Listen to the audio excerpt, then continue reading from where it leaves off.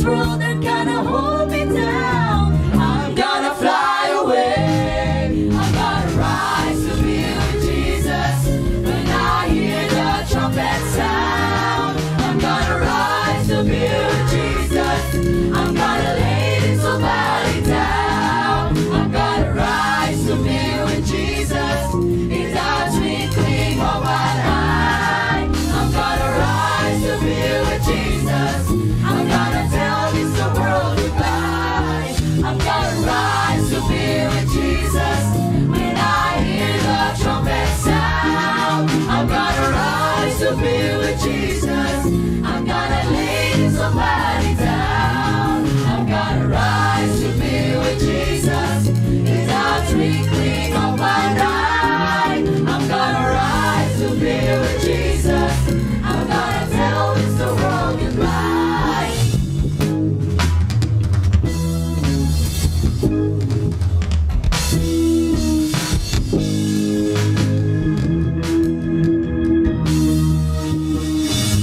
You don't know my Savior, why don't you give up this fight? Open up to touch your heart, for He might just come tonight. And with a new life ahead and all it behind, an everlasting life in Jesus you find. Deep with joy you can shout and sing. I'm gonna fly away. I'm gonna rise to be with Jesus. When I hear the trumpet sound, I'm gonna rise to be with Jesus. I'm gonna lay this whole body down. I'm gonna rise to be with Jesus. In the twinkling of an eye, I'm gonna rise to be with Jesus. I'm gonna tell this the world goodbye. I'm gonna rise to be with Jesus. When I hear the trumpet sound, I'm gonna rise to be with Jesus. I'm gonna lay this whole body down. I'm gonna rise to be with Jesus. In the twinkling of an eye, I'm gonna rise to be with Jesus. I'm gonna tell this the world goodbye.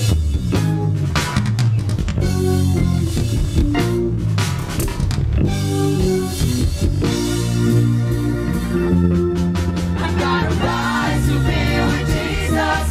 When I hear the trumpet sound, I'm gonna rise to be with Jesus. I'm gonna lay this whole body down. I'm gonna rise to be with Jesus. In the twinkling of an eye, I'm gonna rise to be with Jesus. I'm gonna tell this the world goodbye. I'm gonna rise to be with Jesus.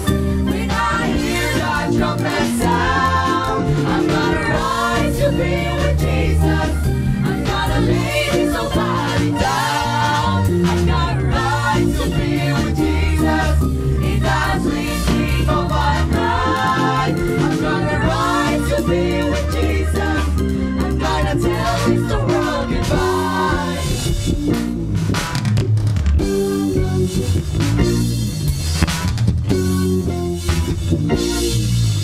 Just po pinakamataas na papuri.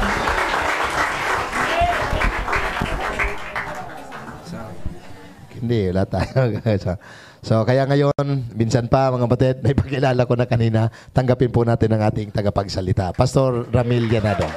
Amen. Pag-usapan natin yung isa sa mga sekreto sa buhay ng tao upang lumago. Okay? Isa sa sekreto para masaya ang buhay. Hallelujah.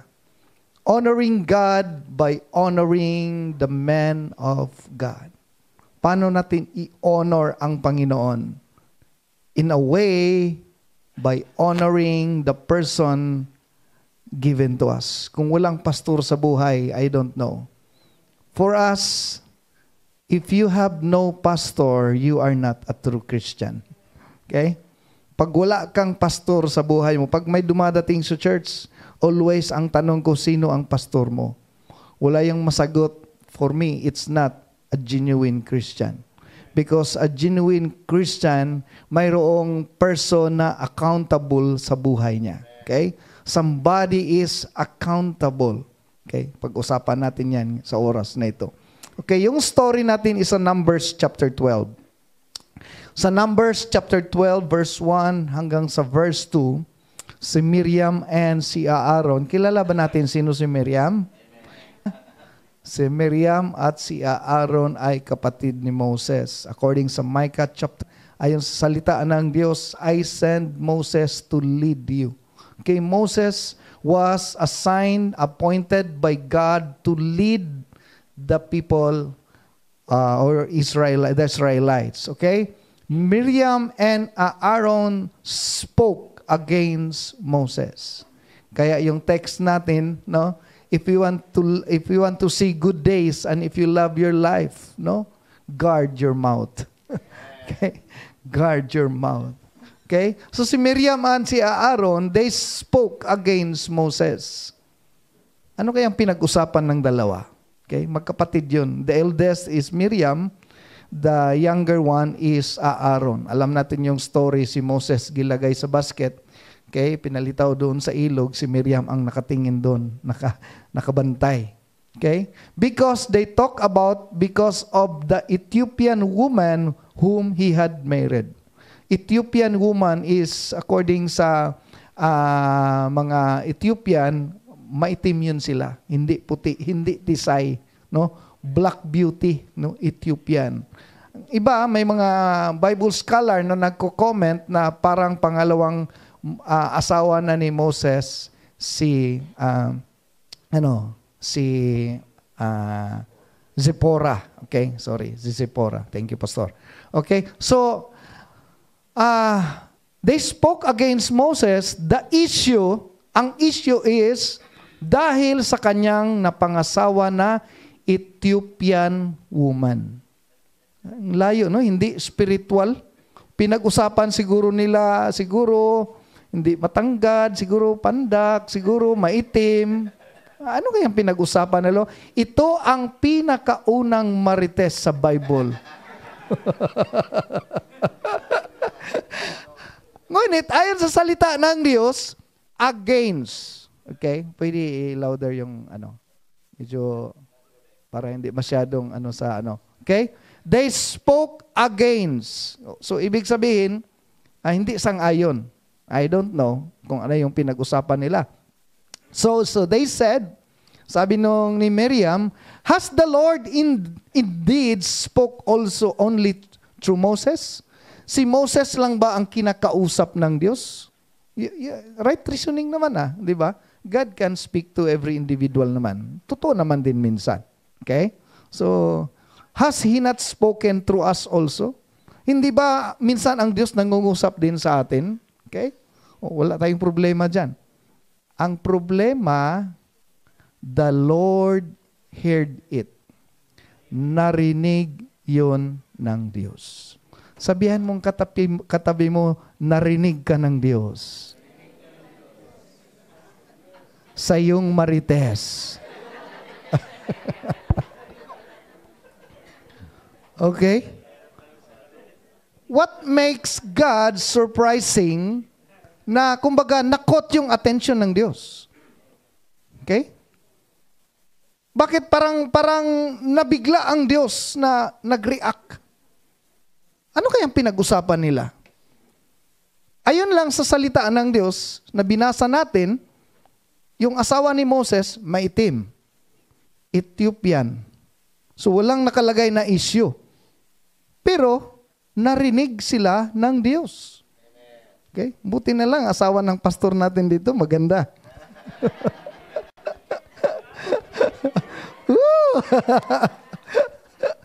Ito, asawa ni Moses, maitim. Hallelujah. Sarap yung pagkain namin mamaya, sigurado yan. Okay? So, sa pamagitan lang ba ni Moses nagsasalita ang Diyos? Yun ang sabi nila ba? Hindi ba sa atin nagsasalita din ang Diyos? Okay? Kung baga, nagmarites yung dalawa. Magkapatid yun, ha? si Miriam at saka si Aaron, ayon sa salita ng Diyos sa verse 2, narinig sila ng Diyos. Okay? So dahil dito, verse 4, tinawag ni Yahweh sina Moses. Okay? Kayong tatlo, come forward. Grabe, ano? Aaron at Miriam, sinabi niya, magpunta kayong tatlo sa tulda ng tipan. Kasi tabernacle pa yan that time. At nagpunta nga sila, si Yahweh ay bumaba sa anyo ng haliging ulap. So hindi nila pwede. Kumbaga, God came down in the presence of the clouds. Kumbaga, yung panganod, it represents God. Okay? So tumayo at sa pintuan ng tuldang tipan, tinawag niya sina Aaron at Miriam at paglapit nila, okay, lumapit na sila, okay, itong sinabi ng Diyos. Pakinggan yung sinabi ng Diyos. Kumbaga, parang confrontation ba? Itong sabi ng Diyos. When there is a prophet among you, I, the Lord, reveal myself to them in a vision. I speak to them in a dreams. Okay, yung dreams natin, hindi ordinary yun. Okay? Lahat ng dream, may meaning yun. It's not just a dream. Pag may dream kayo, ask God for you to interpret it. Okay? So, I speak to them in a dream. But, verse 7, this is not true of my servant Moses. He is faithful in all my house. Nakita ng Diyos ang faithfulness ni Moses. Sabi ng Diyos, He is faithful in all my house. Okay? Verse 8, with him I speak face to face, clearly and not in riddles. He sees the form of the Lord. Why then were you not afraid to speak against my servant Moses? Sabi ng Diyos, hindi ba kayo takot sa inyong ginagawa? Okay? Hindi ba kayo takot na gimarites nyo si Moses? Aywan ko bakit napatanong ang Diyos dyan, sa area na yan. What makes God caught His attention in this issue? Hallelujah. Verse 9, and the anger of the Lord burned against them. Grabe. Ano kaya ang issue yun? Bakit galit na galit ang Diyos? Umiinit ang tenga ng Diyos. Sabi dito, the anger of the Lord burned against them and He left them. Pag-alis ng presensya ng Diyos, ang nangyari, verse 10, nagkaroon ng leprosy si Miriam. Okay? So, ayon dito, she had a defiling skin disease. Verse 11, and he said to Moses, si Aaron yun, please, my Lord, ask you not to hold against us the sins we have done so foolishly committed. Later na sila nakarealize. Minsan pag mga pangyayari, doon pa natin ma-realize yung pagkakamali. Sabi ni Aaron, pero di ba dalawa silang nagmarites? Bakit si Miriam lang ang nagka-leprosy? Siya kasi yung mastermind. Magbantay yung mga source, no? Mga source ng issue. Sometimes yung mga mastermind, kinagagalitan yun ng Diyos. So, si Moses cried out to the Lord, please God, heal her. Okay? Yun ang request ni Moses. Kasi eldest, ano niya yun, kapatid eh. Lord, please God, healed her. Okay? Hallelujah.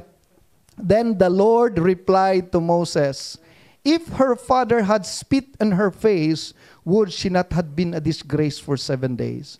Kumbaga, the way we treat the pastor or the head or the leader, ang expression ng Panginoon, parang dinuduraan mo din siya sa mukha. Yun ang feeling ng Diyos. Okay? So, let's direct to the subject. Ayon dito sa verse 14, kung siya ay duraan ng kanyang ama, hindi ba siya magtago ng 7 araw dahil sa kahiyaan?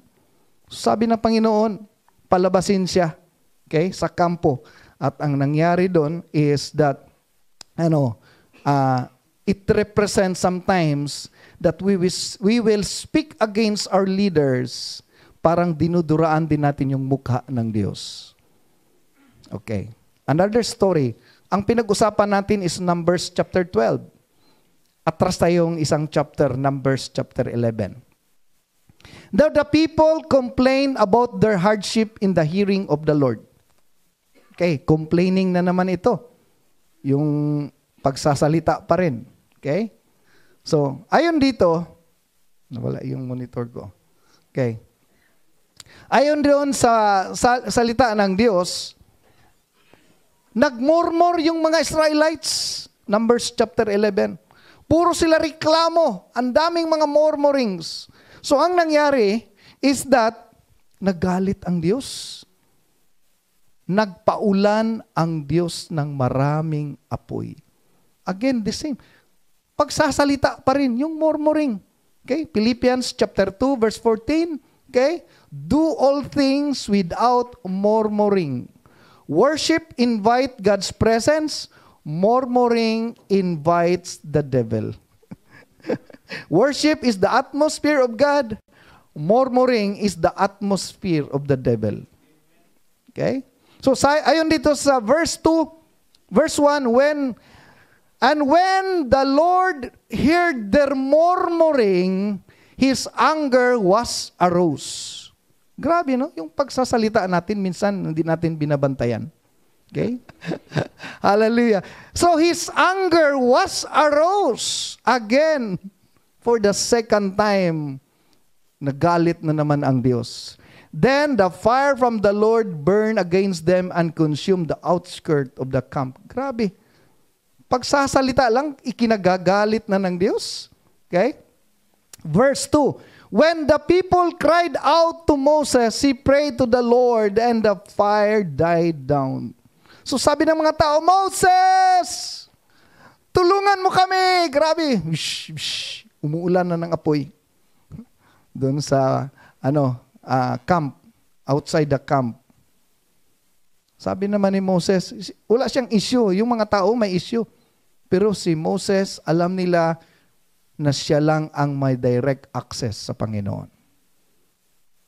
So si Moses, nanalangin sa Diyos, he prayed to the Lord, take note, and the fire died down. Sino si Moses para mapatigil ang galit ng Diyos? The fire died down.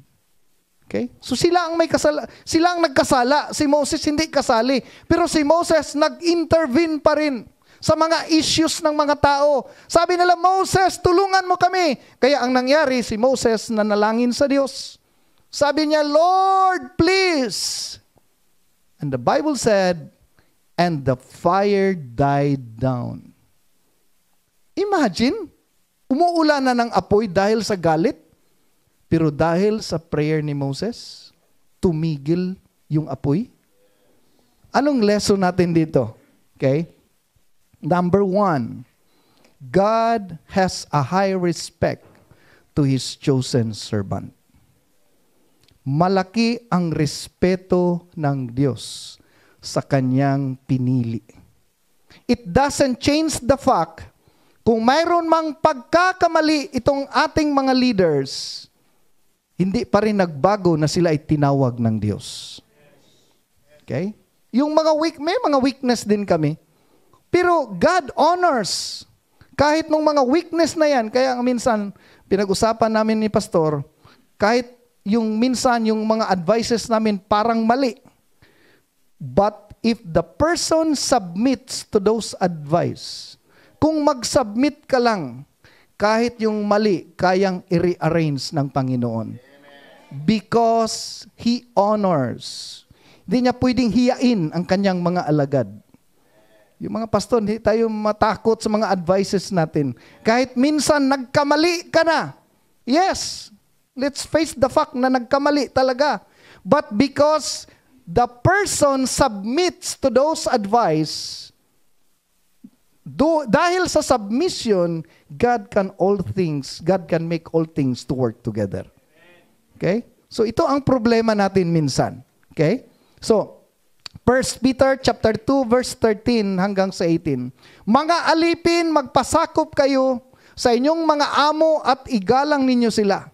Hindi lamang ang mga mababait at mapagbigay. Take note, hindi lamang ang mabait na amo, mapagbigay na pastor, kahit pati ang mga malulupit. That is why God has a high respect to leaders.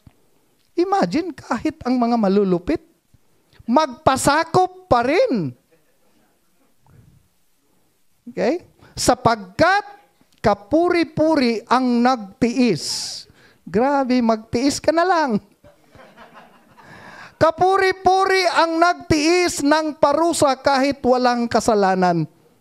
Imagine, kahit wala kang kasalanan at nagtiis ka, sabi ng Diyos, kapuri-puri. Okay? Bilang pagsang-ayon sa kalooban ng Diyos. Kung may sarili kang Bible, underline mo yan. Okay? Huwag tayong mamimili. Ayun sa salita ng Diyos, magpasakop. Submit. Okay? Ephesians chapter 5. Punta tayo sa mga husband. Wives, submit yourselves to your own husband as you do to the Lord. For the husband is the head. Sino ang head? Mahina man. Sino ang head? Minsan si wife. For the husband is the head of the wife, as Christ is the head of the church, his body. Verse 24, now as the church submit to Christ, so also wives should submit to their husband in everything. Hindi lang mag-submit, in everything. No? Alam niyo yung everything? Lahat ng bagay. Okay? So, husband is the head. Klarong-klaro, hindi ang husband pumilit na siya ang maging head. Ang Diyos ang pumili. Kailangan ng head ang wife. Dahil pag ang wife walang head, parang yung manok pinutulan ng ulo. Kahit saan yun papunta. Okay? So, importante ang head. Pag bumagsak yung isang building construction, hindi hahanapin yung panday, yung mason. Hahanapin doon ang accountable person. Sino ang engineer? Isa lang ang hahanapin doon. Pag may problema sa paaralan, mga estudyante, mga bobo. Pangit ano? Sorry lang ha. Bakit walang pumasa sa eskwelahan na ito? Ganun, mga problem sa mga grades. Sino ang hahanapin? Hindi ang teacher. Ang principal. Lahat ng aspects in every area, kaya kailangan ng head. Pag dalawa ang head, monster. Isa lang ang head. Kailangan natin ng head. Okay? Intindihin natin ito. Submission means attitude. Obedience means action. Okay? So, ibig sabihin, kung usapan natin yung word na submission, hindi iyon utos. So, ibig sabihin, si wife pwedeng mag-utos sa husband. Hindi ibig sabihin na inutusan ni wife si husband, walang submission. Walang relation yun. Kahit pa principal si wife, driver ng tricycle si husband, it doesn't mean hindi applicable ang submission. Because submission means attitude. Obedience means action. Iba yung obedience. Kahit yung husband ang naglalaba, hindi sabihin na under siya, disaya. Okay? Hindi yun ang meaning. Dahil yung word na submission, kahit ako ay principal, kahit ako ay manager, mas marami akong alam, husband ko walang alam, but you can have the right attitude. Porque wala siyang natapos, wala kang right na bastusin siya. And that is the word submission. Okay, naintindihan ba natin yung submission? Kasi pwede ka kasing magiging submissive lahat ng utos, pero yung bunganga mo naman bastos. Okay? So submission means attitude. Iba yung obedience. Kahit yung asawa may natapos, yung husband walang natapos, pero kung yung wife may respect, Han, okay ba sa'yo bilihin natin ito? Kahit walang pangbayad yung husband, but because of the attitude, that is what we call submission. Okay, klaro ba tayo dyan? 1 Corinthians chapter 11 verse 3, but I want you to know that the head of every man is Christ. So, tingnan natin yung order. The head of the woman is the man, and the head of Christ is God. So, klaro yung order. Klaro ba yung order? God, Christ, the husband, the wife, the kids. So, mayroon tinatawag tayong order. So, yung pinakataas sa family, yung husband, yung head. So, we have to respect. Kung hindi mo gusto yung mga stroke ng husband mo, if you don't like his situation or your situation, okay, i-respect mo yung kanyang posisyon. Hindi niya pinili yun ng Diyos. Okay? So, kaya nga, advice ng wife ko kanina, kung ano yung gusto ni husband, i-honor din natin minsan. Okay? Hallelujah. So, pinaka-importanting bagay ito sa buhay natin. Kasi dapat mayroon tayong accountable person. Sa ating pag-serve sa Panginoon, dapat mayroon tayong pastor. Dahil siya everyday nananalangin. Yung word ng Panginoon, hindi ba kayo takot kay Moses? He is faithful in all my house. Ano yung word na faithful doon? Committed sa kanyang calling. Moses was faithful in prayer. Kaya nga sinasabi ko sa church ko dati, sabi ko, pag hindi nyo na ako nakita na nanalangin everyday, sabi ng Panginoon, we speak face to face. Anong ibig sabihin nun? That is prayer. Okay, yun ang sabi ng Panginoon. Hindi ba kayo takot kay Moses? I speak to him face to face. That is prayer. Sabi ni Pastor kanina, 7 o'clock nandito ako nananalangin. Kung 25 years na naging pastor si Pastor Seth, ibig sabihin 25 years yun. Kahit sinisiraan mo siya, minamarites mo siya sa likod, special mention pa rin ang pangalan mo. Try to think of that. No? Hindi kayo takot dyan? Hindi kayo takot dyan? Okay? So, pangalawa, faith and submission is directly connected. Okay, story natin sa Matthew chapter 8. Okay, isang centurion. Sabi niya, Lord, yung servant ko nagkasakit na paralyzed. Jesus said sa Matthew 8 verse 7, shall I come to heal him? Yun ang sabi ni Jesus Christ. Sige, puntahan ko sa bahay mo. Sabi nung centurion, Lord, I do not deserve to have you come under my roof. Kasi opisyal itong centurion. Mabait itong centurion concerned sa kanyang servant. Okay? So, sabi ni centurion, but just say a word. Grabe, no? Just a word, and my servant will be healed. Just say a word. The other day, yung dating kapatiran sa unang church ko tumawag, nasa California, nasa Australia. Pastor, i-pray mo ako.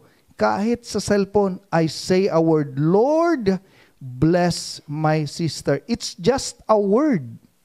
Nandun siya sa malayong lugar, but because he honor the men of God.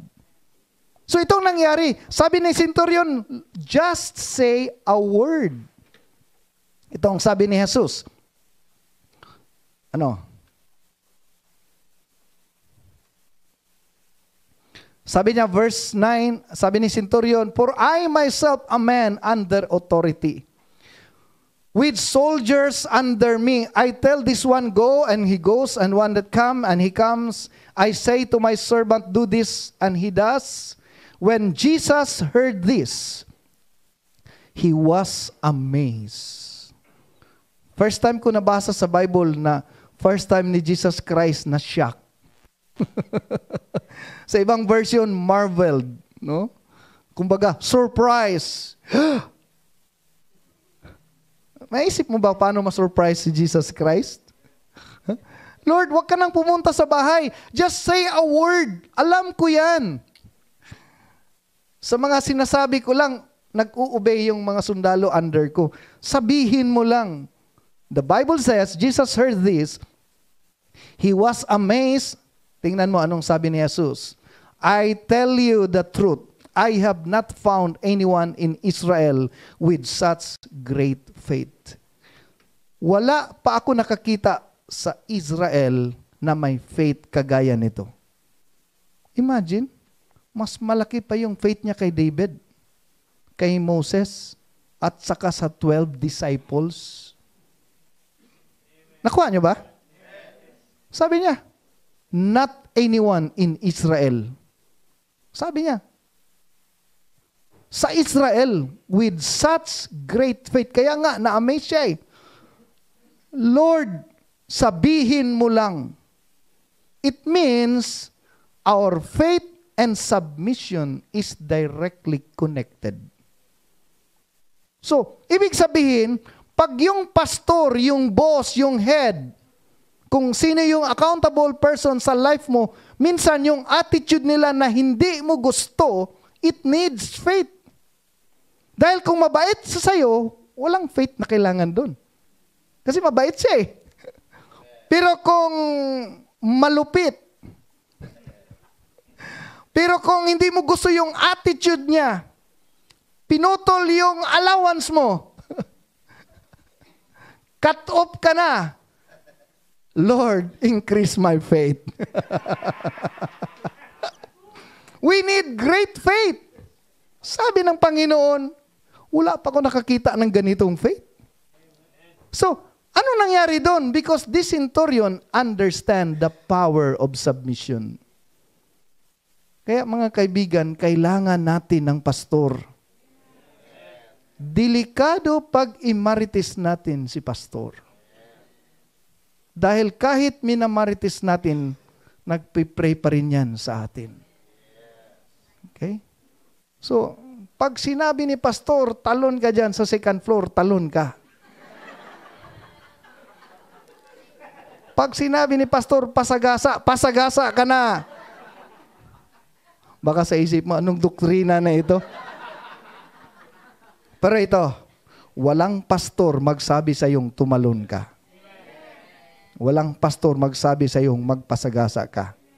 Lahat ng sinabi ng pastor, directly connected to God. Hallelujah. Palakpakan muna natin ating Diyos. Amen. Verse 13, submit yourselves for the Lord's sakes. This is Romans chapter 13. Okay? In connection pala ito kanina sa 1 Peter chapter 2. Submit yourselves for the Lord's sake to every human authority, whether to the emperor or to the supreme authority. Submit yourselves. Meaning respect. Okay? For the Lord's sake. Nag-respect ka, hindi dahil may authority siya. Nag-respect ka dahil sa Diyos. Siya ang reason. Okay? Whether the emperor or the supreme authority. Show proper respect to everyone. Love the family of believers. Fear God and honor the emperor. Yung emperor sa time in Bible times, cruel. Pero ang salita ng Diyos nagsabi, honor the emperor. Sabi ni Solomon sa Proverbs, no? A king's heart is in the hand of the Lord. Yung king sa time nila, masama. Pero we have to respect them. Okay? So, Pangatlong, tingnan natin the principle of headship. Okay, mali yan, number 2. Okay? Psalms 133 verse 1 hangtod sa verse 3. Behold how good, how pleasant it is for the brethren to dwell together in unity. It is like the precious oil upon the head, running down to the beard of Aaron, running down on the edge of his garments. It's like the dew of Hermon descending upon the mountains of Zion, for there the Lord commanded the blessing, the flow of blessing from the head going down. That is why the pulpit is always above the congregation. Because the blessing starts from the pulpit going down to the congregation. Hindi yun nag-bypass. Yung blessing sa buhay mo mag-umpisa dito from the head. Ayon sabi ng Diyos, the Lord commanded the blessing from the head because it was the pulpit that will change the congregation. It's not the congregation that will change the pulpit. Kaya pag mayroon tayong right heart, wala tayong problema sa submission. There are times, hindi natin gusto yung sinabi ni pastor. Iba yung obedience kung hindi mo gawin, but show proper respect. Subukan ko, pastor, tingnan natin kung kaya ko yan. Hindi yung tumalikod at saka imarites. Narinig ng Diyos yan. Okay? And that was my failure before. Mabuti na lang yung asawa ko, palaging ginakorek ako. No? Kasi isa ako dyan, biktima ako dyan sa spirit na yan. Pag nakatalikod si pastor, ginabackbite ko.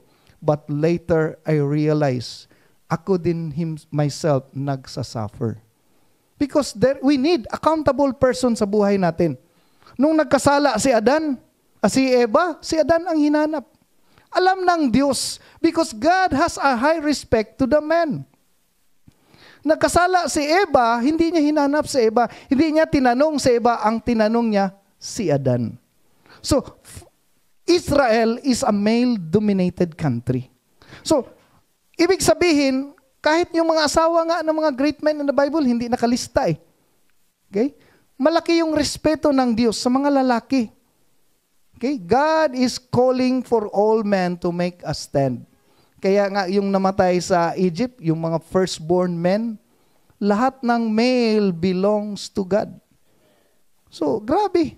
No? From the creation, in fact, kung tutuusin natin sa Genesis chapter 2, hindi naisipan ng Diyos magawa ng babae. Sorry lang sa mga babae, ha? Sabi ng Diyos, Genesis 2:17, hanggang sa 18, God created man in His own image. Lalaki lang ginawa niya. So, hindi madali yung pangalanan yung mga hayop. Ibig sabihin, matagal silang kasama ng Diyos na walang babae. Hanggang dumating yung time, sabi ni Adan, parang ako lang isa. Kaya sabi ng Diyos, okay, I will make you a helper. So yung babae, ginawa lang to support the men. Meaning, ang my calling, ang my destiny, ang lalaki. Dahil ginawa niya yung lalaki, hindi niya ginawa yung babae. Yung lalaki, talagang gimold niya, gisculpt niya, at saka hinipan niya. Pero hindi niya ginawa yun sa babae. Ayon sa salita ng Diyos, ginawa niya yung babae, kinuha lang dito. No? So, ibig sabihin, yung my destiny, yung mga lalaki, ang problema, maraming magaganda dito sa Rosario, pero yung lalaki, takot. Alam nyo yung word na generation? Ibig sabihin nun, genes. Generation. Yung word na generation, the generation of Abraham, the generation of Noah, the generation of Isaac, the generation of Jesus, lahat ng generation nasa lalaki. Kasi ang lalaki, mayroong X and Y chromosome. Sa biology yun. Yung babae naman, XX chromosome lang. Ang choices na ang anak, babae or lalaki, nagadepende sa lalaki kung anong ibigay niya. Kung ibigay niya X, kung ibigay niya Y, so babae. Pag X, lalaki. So, yung generation, nandun sa lalaki. Kaya God is looking for a generation that will carry His glory. Kaya yan ang word na genetics. Kaya yung babae, pag mag-asawa na, yung apelyido niya nabubura. Yan ang mahirap sa magkapatid na puro babae. Yung apelyido nabubura. Pero yung lalaki, from generation to generation to generation, ipapasa yun. Kasi yung may destiny, ang lalaki. Kaya yun ang lalaki, ang head of the wife. Kaya yung mga lalaki, mag-stand naman tayo. Dahil tayo ang may calling, tayo ang accountable. Kung ano mangyari sa iyong anak at saka sa iyong asawa, ikaw pa rin ang hanapin ng Diyos. Okay? So, ang lalaki, may calling. Lahat ng lalaki, may calling. Mamaya gusto kong i-pray ang lahat ng mga lalaki. Hallelujah. Romans chapter 13. Let every soul be subject to the governing authorities. Take note. For there is no authority except from God. Imagine, yung word na authority, it comes from God. The authorities that exist are appointed by God.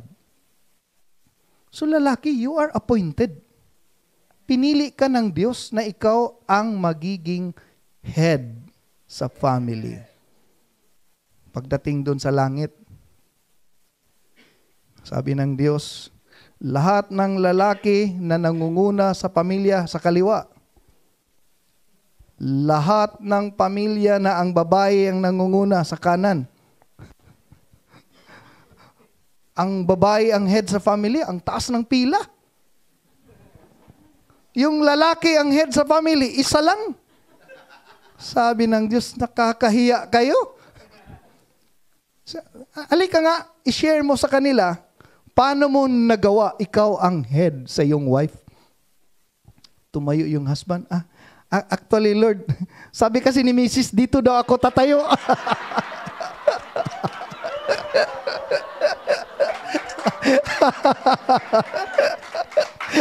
Pati sa langit, ang babae pa rin.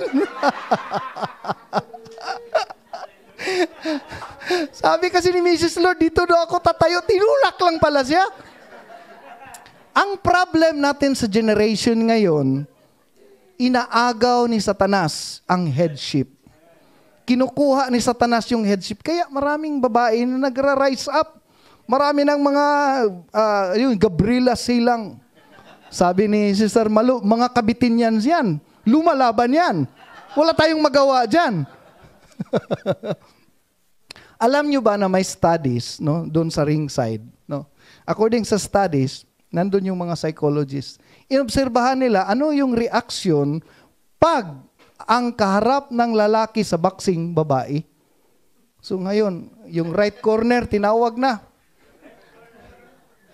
Pagtawag sa left corner, hindi niya inaasahan babae.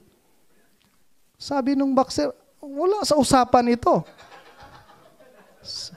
Yung mga psychologists nag-ready na doon sa mga reaction ba? Ano kayang mangyari? Sabi naman nung referee, Sir, huwag kang matakot, may pinirmahan yan. Wala kang sagutin, walang, kumbaga, you are free to do everything you want. Teng, teng, teng! Sabi nung lalaki, hindi ko kaya to. According sa observation, sa studies, yung lalaki bumaba sa ring.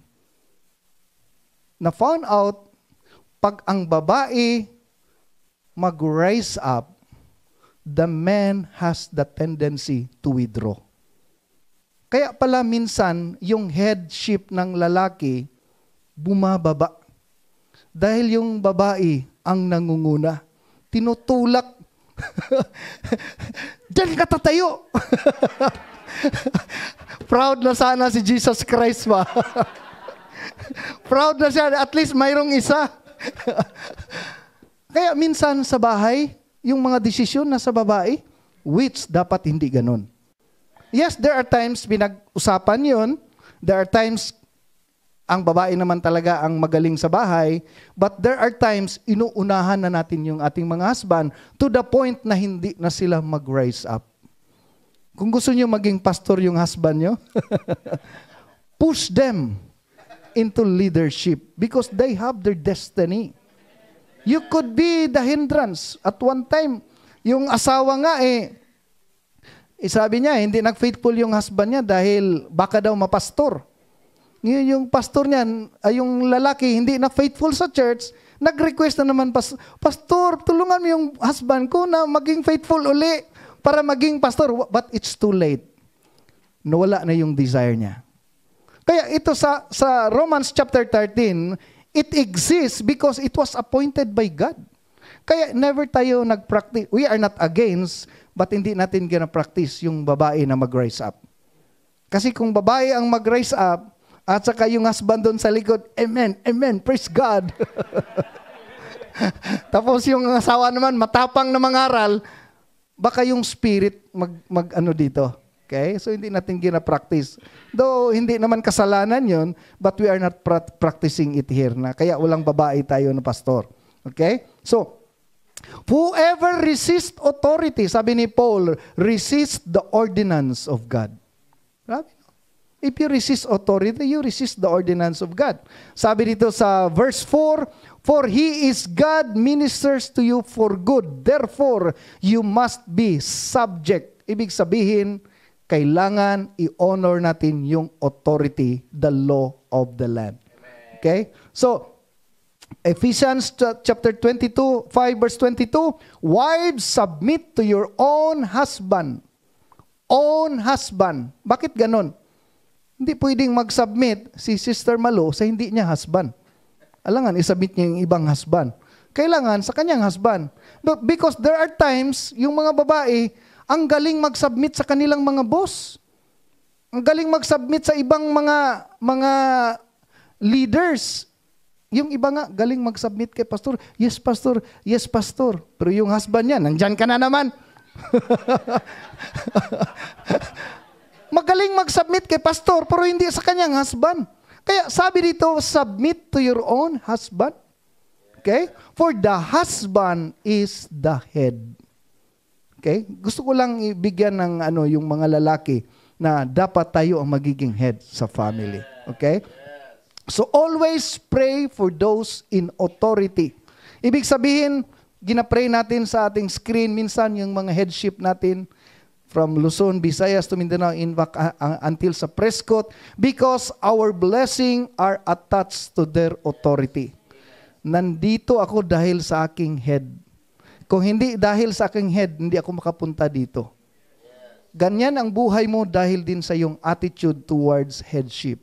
Kaya maraming mga wife gina-bless ng Panginoon because they have a high respect to the higher authority. Amen. Sa oras na ito, gusto lang emphasize na dito sa church, mayroon tayong headship. Gina-practice natin yung leadership. Mayroon tayong pastor. Huwag nating imarite si pastor. We have to learn to have a humble heart and have a respectful. No? Kailangan matuto tayong mag-respect maski sa mga lalaki. Maski sa mga leaders sa church. Kailangan matutunan natin because there is a blessing in submission. Palakpakan natin ating buhay na Diyos. Amen. Let's bow our heads.